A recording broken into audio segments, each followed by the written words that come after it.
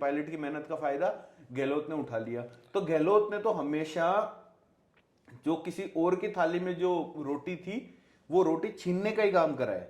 और जिनकी खुद की एक बहुत तगड़ी फैन फॉलोइंग है, जो खुद अपने दम पे भीड़ कर सकते हैं, गहलोत साहब में ये गुण कभी नहीं रहे। आप कि सचिन पायलट गहलोत के कंपैरिजन में एक अच्छे जनाधार वाले नेता है, जिसमें समय समय पर उनके प्रदर्शन, जिसमें उन्होंने लाठियां भी खाई सचिन पायलट ने खुद ने। चुनाव में सचिन पायलट ने एक एक विधानसभा सीट पर बहुत जोरदार मेहनत करी। उसी का नतीजा था कि कांग्रेस की वापस 2018 में सरकार बन पाई। अच्छे 21 सीटें होने के बाद भी एक अच्छे विपक्ष की भूमिका राजस्थान में निभाई। आज के इस प्रोग्राम में हम चर्चा करेंगे राजस्थान विधानसभा चुनाव में सचिन पायलट की भूमिका। सचिन पायलट की भूमिका को लेकर चर्चा करने में हमारे साथ मौजूद हैं भूपेंद्र जी। भूपेंद्र जी, पिछली बार का चुनाव कांग्रेस ने सचिन पायलट के नेतृत्व में लड़ा था। बिल्कुल 2013 से लगाकर 18 तक प्रदेशाध्यक्ष के रूप में उन्होंने भूमिका निभाई और उसी भूमिका की बदौलत कांग्रेस कहीं ना कहीं मैं मानता हूं सरकार लाने में कामयाब रही। क्या लगता है वह पुनः रोल वापस अदा कर पाएंगे? गुर्जर समाज पुनः उन पर विश्वास जताएगा या पुनः गुर्जर समाज पुरानी रीति अपनाते हुए बीजेपी की तरफ झुकेगा? देखिए, सचिन पायलट का जो रोल है ना, वो इस बार के चुनाव में कहीं धूमिल सा हो गया है। मतलब एकदम क्लैरिटी नहीं है सचिन पायलट के रोल की किसी को भी। वहीं आप अगर 2018 का विधानसभा चुनाव देखेंगे ना, सचिन पायलट का रोल एकदम क्लियर था। 2013 के बाद में, जब 2013 में बीजेपी का बहुत जोरदार प्रदर्शन था और कांग्रेस 21 सीटों पर सिमट गई थी, उसके बाद बीजेपी ने युवा नेतृत्व के रूप में सचिन पायलट को राजस्थान कांग्रेस की बागडोर दी। सचिन पायलट ने बहुत प्रदर्शन करे और अच्छे 21 सीटें होने के बाद भी एक अच्छे विपक्ष की भूमिका राजस्थान में निभाई, जिसमें समय समय पर उनके प्रदर्शन, जिसमें उन्होंने लाठियां भी खाई सचिन पायलट ने खुद ने। चुनाव में सचिन पायलट ने एक एक विधानसभा सीट पर बहुत जोरदार मेहनत करी। उसी का नतीजा था कि कांग्रेस की वापस 2018 में सरकार बन पाई। लेकिन एक व्यक्ति जिसने चुनाव जिताने में सबसे महत्वपूर्ण भूमिका निभाई, जिसको जो सीएम पद का एक तरीके से कहा जाए तो चुनाव से पहले तक अघोषित दावेदार भी थे, लेकिन फिर भी उनके बाद साथ में चुनाव के पश्चात जो नाइंसाफी हुई, उसका गुर्जर समाज में और कहीं ना कहीं सचिन पायलट के मन में भी बहुत रोष है। जिस तरीके से गहलोत ने जीता जिताया चुनाव कैप्चर किया, तो जो गहलोत ने चुनाव हाईजैक कर लिया और खुद सीएम बन के बैठ गए, उसका सचिन पायलट के मन में टीस थी। वो टीस उनकी जो मानेसर प्रकरण हुआ था उसमें निकलकर खुलकर अदावत सामने भी आई थी। और जो गुर्जर समाज सचिन पायलट के लिए पिछले चुनाव में जिस तरीके से लामबंद हुआ था, इस बार वैसा कुछ समीकरण दिखते नजर नहीं आ रहे हैं। पिछली बार के चुनाव में कांग्रेस ने लगभग 12 गुर्जर उम्मीदवार उतारे थे, जिनमें से लगभग 7 ने जीत दर्ज करी थी, और भाजपा ने 9 उम्मीदवार उतारे, जिनमें से एक भी नहीं जीत पाया, क्योंकि गुर्जरों ने भाजपा के अगेंस्ट में जोरदार वोटिंग करी थी, सिर्फ एक लक्ष्य के साथ में कि सचिन पायलट को राजस्थान का सीएम बनाना है। इस बार कहीं ना कहीं सभी समाज के लोगों के मन में एक रोष है, गहलोत के खिलाफ एक पीड़ा है, और लोगों के मन में एक भावना है कि मान लीजिए इस बार भी अगर सचिन पायलट के कारण गुर्जर समाज कांग्रेस को जिताए और फिर से गहलोत सीएम बन के बैठ जाए, तो फिर पायलट का भविष्य क्या होगा? कहीं न कहीं आपको नहीं लगता पिछली बार उप मुख्यमंत्री बनाना, फिर सचिन पायलट के कोई भी कार्य को गहलोत साहब की तरफ से मंजूरी न मिलना, उनके जीते हुए विधायकों जो उनके समर्थक थे उनके कार्य न होना, और जिस प्रकार से पायलट ने खुलकर हाईकमान तक अपनी बात को पहुंचाया कि मेरे साथ गलत हो रहा है, मेरे विधायकों के साथ गलत हो रहा है, इसे आप किस प्रकार से देखते हैं? देखिए, बात ऐसी है कि सचिन पायलट का अगर इस बार का चुनाव देखा जाए तो इस बार सचिन पायलट का खुद का भी कोई इतना मन नहीं है कांग्रेस को जिताने का। कारण साफ है, उनको भी पता है अंदर खाने की अगर कांग्रेस जीती तो गहलोत वापस से सीएम बनेंगे। पिछली बार जिस तरीके से सचिन पायलट खुलकर भाजपा के ऊपर हमलावर थे, इस बार उनके वो तीखे तेवर नजर नहीं आ रहे हैं चुनाव में। साथ ही सचिन पायलट का जो रोल है और रिस्पॉन्सिबिलिटी है वो भी उतनी नहीं है, और गुर्जरों के मन में भी, जो गुर्जर समाज है उसके मन में भी एक टीस है, और उसी टीस के चक्कर में इस बार गुर्जर समाज का भी नारा है कि इस बार गहलोत को हराना है और अगली बार पायलट को लेके आना है। तो इस बार गहलोत के अगेंस्ट में या यूं कहे कि कांग्रेस के अगेंस्ट में गुर्जर ज्यादा लामबंद है। जिस तरीके से पिछली बार राजपूत समाज भाजपा के विरोध में था, वहीं इस बार गुर्जर समाज कांग्रेस के विरोध में है, और इसका खामियाजा कांग्रेस को बहुत बुरी तरीके से उठाना पड़ेगा। और जो पूर्वी राजस्थान वाला एरिया है, जिसमें हाड़ौती ढूंढाड़ क्षेत्र जो आता है, यहाँ पर पिछली बार कांग्रेस का प्रदर्शन भाजपा के कंपैरिजन में बहुत जोरदार प्रदर्शन था, और ये सिर्फ और सिर्फ सचिन पायलट के चक्कर में था और गुर्जर समाज के चक्कर में था। इस बार ऐसा कोई प्रदर्शन नहीं होगा, और पूर्वी राजस्थान में भाजपा का प्रदर्शन कांग्रेस से कई गुना बेहतर होगा। तो इन सब कारणों के चलते इस बार भाजपा अगर चुनाव में जीत भी दर्ज करेगी, वो सिर्फ और सिर्फ पूर्वी राजस्थान के दम पे करेगी। इस बार सचिन पायलट के कंपैरिजन में तो गुर्जर जो कर्नल किरोड़ी सिंह जी बैसला है, उनके पुत्र विजय बैसला के पक्ष में ज्यादा लामबंद है। और पूर्वी राजस्थान के जो दो सबसे बड़े नेता थे, दो जो बड़े समाजों का प्रतिनिधित्व करते हैं, डॉक्टर किरोड़ी लाल मीणा जो मीणा समाज से आते हैं, और जो किरोड़ी सिंह बैसला थे, जिनके पुत्र विजय बैसला भी को उनको देवली उनियारा से भाजपा ने टिकट भी दिया है, तो इनके पक्ष में ये दोनों समाज अच्छे से हैं। और कांग्रेस का प्रदर्शन पूर्वी राजस्थान में उस तरीके का नहीं होगा जो पिछली बार था, जिसका खामियाजा कांग्रेस भुगतेगी और भाजपा एक प्रचंड जीत दर्ज कर सकती है। कहीं न कहीं आप मान रहे हैं कि कांग्रेस की वही रूढ़िवादिता, पुराने आदमी पर विश्वास जताना, ये प्रक्रिया अभी भी चल रही है। बिल्कुल इस बिल्कुल। बार गहलोत साहब के मुकाबले पायलट साहब को ना चुनावी रैलियों में इतनी इजाजत मिल रही है, टिकट बंटवारे में भी उनका इतना खास रोल नजर नहीं आ रहा।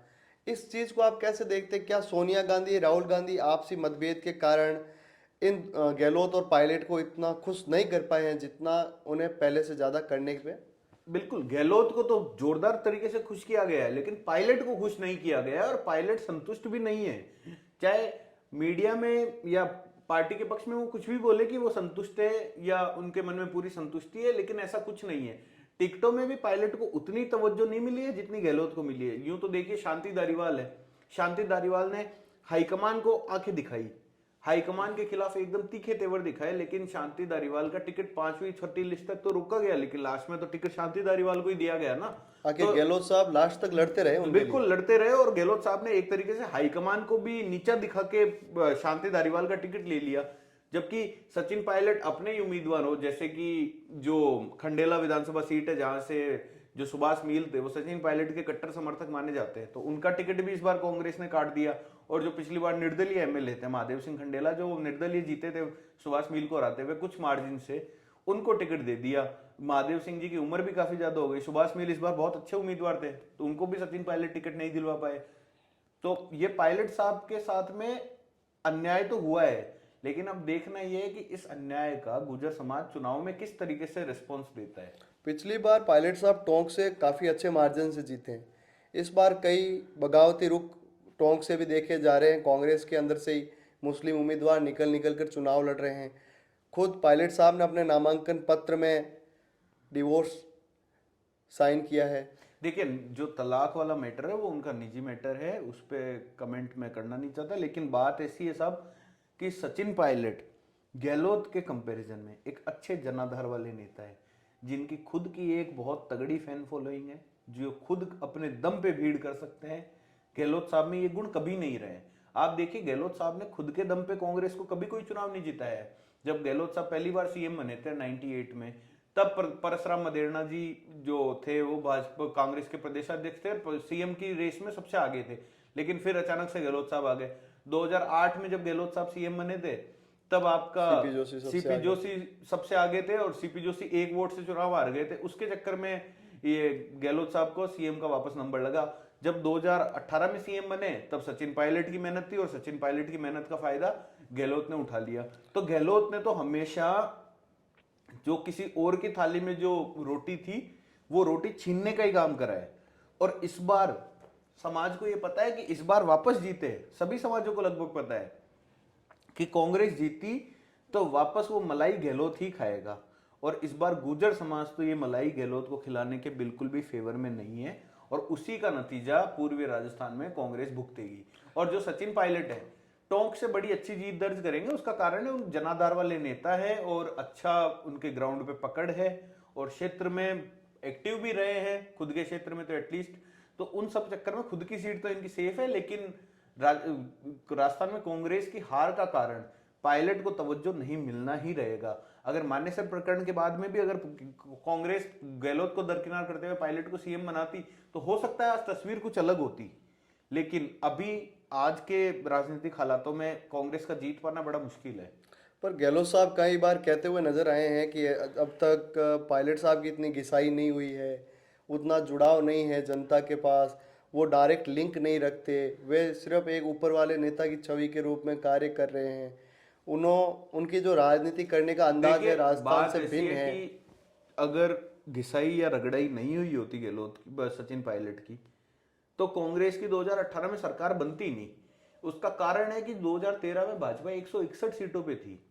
161 सीटों से विपक्ष में आना, किसी पार्टी को 21 सीटों से सरकार में लेके आना, मतलब विपक्ष का जो क्राइटेरिया होता है कांग्रेस उससे भी पीछे थी। विपक्ष का भी क्राइटेरिया होने के लिए कुछ 15% अब की सीटें होनी चाहिए, तो 30 सीटें होनी चाहिए थी, लेकिन कांग्रेस के पास 21 सीटें थी।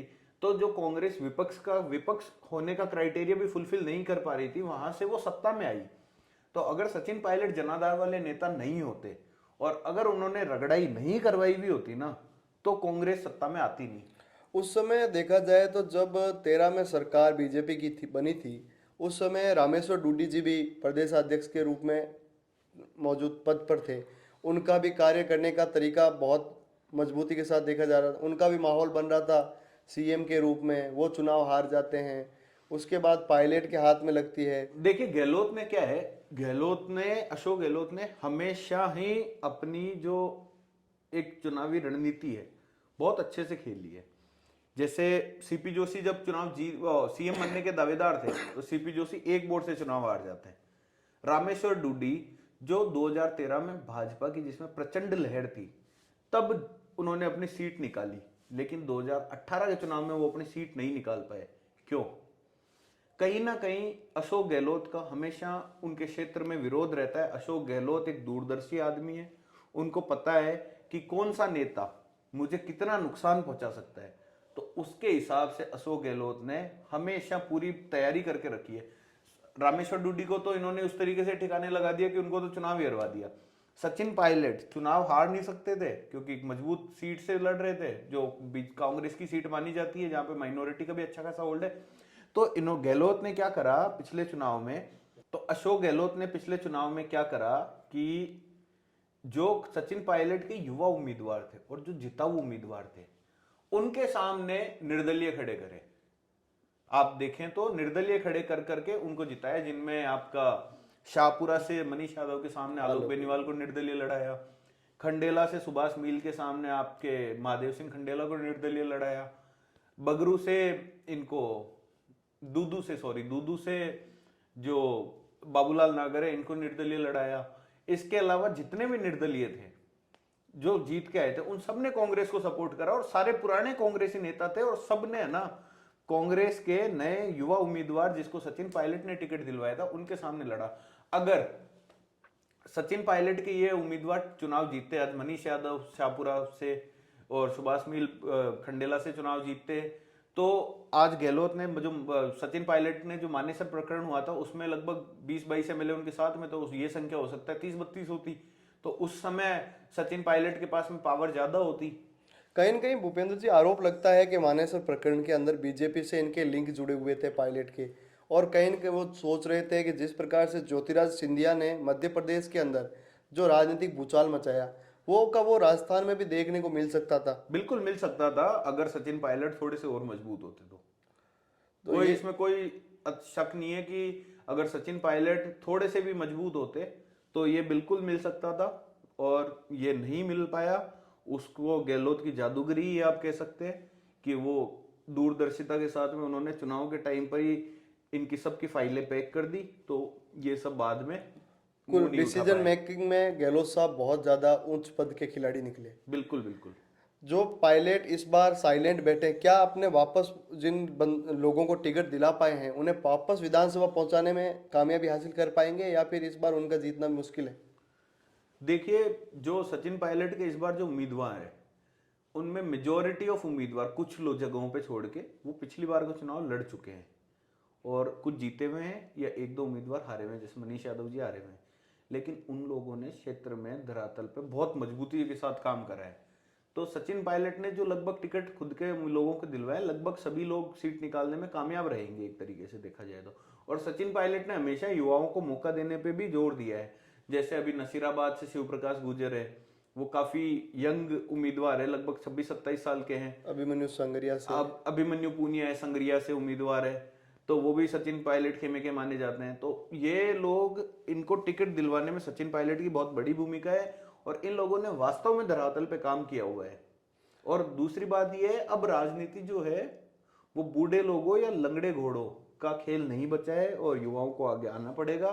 और कांग्रेस को अगर सरकार बनानी थी तो 2 साल पहले ही सचिन पायलट को एक फ्री हैंड देना चाहिए था और सचिन पायलट के टिकटों में भी चलनी चाहिए थी।